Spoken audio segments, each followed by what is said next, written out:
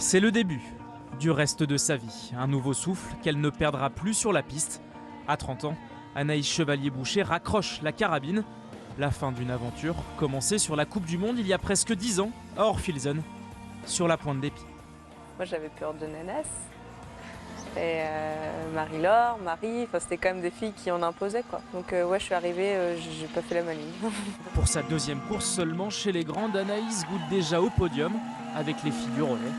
Le collectif, fil rouge de sa jeune carrière, à Antols, elles auront la malédiction du relais français. 4 ans que les Bleus ne l'avaient pas emporté. J'avais un peu les jambes qui tremblaient avant d'arriver au tir, donc du coup j'ai skié pour me dire allez, passe ton énergie dans autre chose, et puis c'est passé. Après 2 saisons sans éclat individuel, Anaïs Chevalier-Boucher est à un tournant. Et c'est à Nové Mesto qu'elle va prendre la bonne direction. Oh oui, le plat pour Anaïs Chevalier. La victoire, elle lui tend les bras après la deuxième place hier. Chapeau Anaïs. Il a été déterminant parce que je jouais ma place en Coupe du Monde. Je pense que si j'avais pas fait des belles courses là, je serais retournée en IBU Cup et la suite, elle aurait certainement été différente. Un peu plus d'un mois plus tard, à Orphilsen, là où tout a commencé, la voilà, médaillée mondiale. Ça a pleuré. J'ai tout le stress qui redescend là. En fait, je n'étais pas stressée pour ma course, je suis plus stressée pour après, pour l'attente et tout, mais je suis trop contente. J'espère qu'elle va pas s'arrêter, qu'elle va continuer. Elle a énormément évolué physiquement sur les skis, c'est là qu'il y a eu le gros déclic.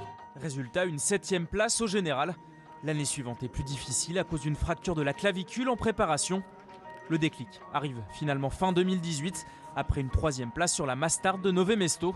Anaïs enchaîne sur le sprint de Borov. Le 10 sur 10 pour Anaïs Chevalier. Quel tir magnifique une nouvelle fois.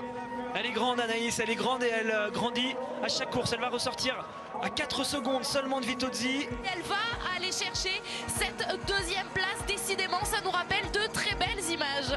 Le lendemain, sur la poursuite, elle domine la leader de la Coupe du Monde d'alors, Dorothée Avireur, pour aller chercher un nouveau podium.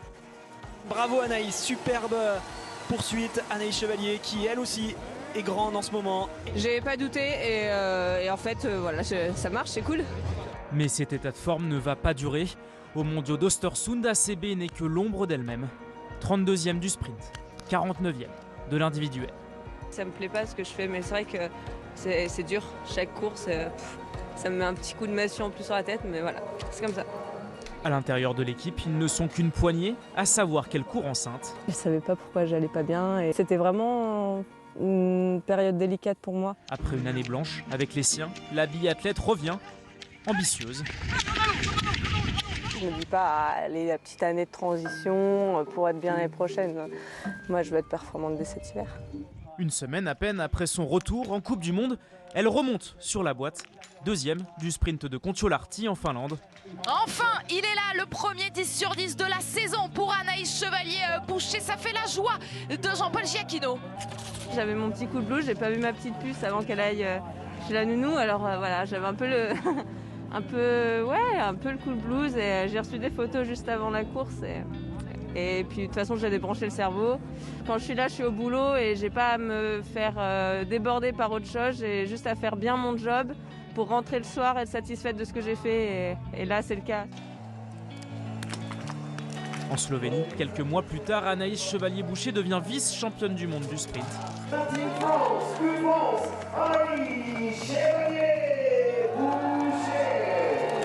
Meilleur temps de ski, franchement, je l'ai jamais fait. Hein. Donc c'est trop bien, je suis trop contente. À Pékin, pour ses derniers Jeux Olympiques, elle est encore 2e, cette fois de l'individuel. 2023, l'heure des derniers tours de piste, le début d'un nouveau chapitre. Ouais, c'est important pour moi de de l'emmener à l'école et c'est des moments importants, je pense, dans la vie d'une maman. Avec ses 3 médailles olympiques, ses 8 mondiales, c'est une des locomotives de l'équipe de France qui tire sa révérence. 10 ans à fréquenter le haut niveau, 10 ans à en être une des actrices principales. À Anaïs, désormais, d'écrire sa nouvelle histoire.